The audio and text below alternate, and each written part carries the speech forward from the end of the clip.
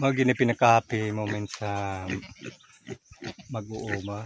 Labi na kung manganak ang ato ang kanding. Na bagong nanganak na itong mga kanding karon do ka buok. Puro babae. Natay grasya nga po nga gihatag ni Lord. Gini pinaka-lipay gid sa mag-uuma. Bago lang gid siya nanganak. Kaya na ang panubigo niya. Pasa pa kayo. Yang inunlan na niya akong gilubong ang inunlan. Kaya delikado sa ero. Basin makitaan. Munang isa nga maanad ang ero. Gamukhaon ng kanding. Kini siya bantayanan gina siya karon. Purposa ni dire sininay pisi pero binuhian ni siya wala na ni siya gihiktan. Puro bae. Kining itong bae kasong puti liwat sa mama. Babae gapon to siya. Kung puro babae ani ang anak, hindi kita makaihaw ani kay sayang man ihawan ang babae. Kung nilalaki, ka na makaihaw ta.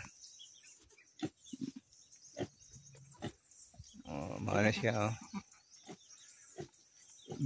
pag-abot na ako kay nating ako nga kulang man wala man ni maguban-uban dito sa hawd nga kuan nga inahan nga kanding itong isa ka itom dinagduda ng kudaan nga nanganak nang kay itong una pa daan na nagingon si Urboros nakita niya siya nga adlaw-adlaw na ni manganak na ni timing good tama good lubag naman kaya ang iyang bulba.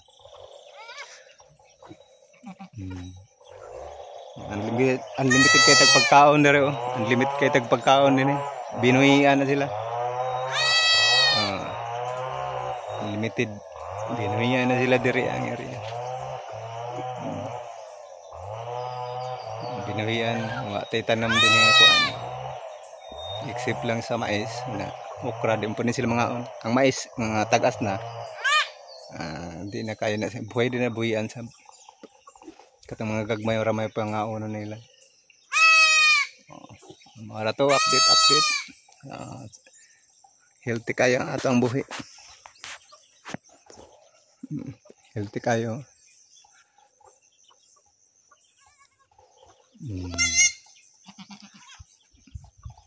Pero merong simana sa Disyembre gisugat na yung blessing. Daghan kayong salamat Lord.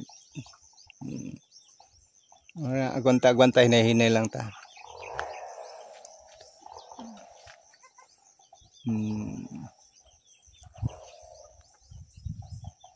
Merry Christmas sa tanan.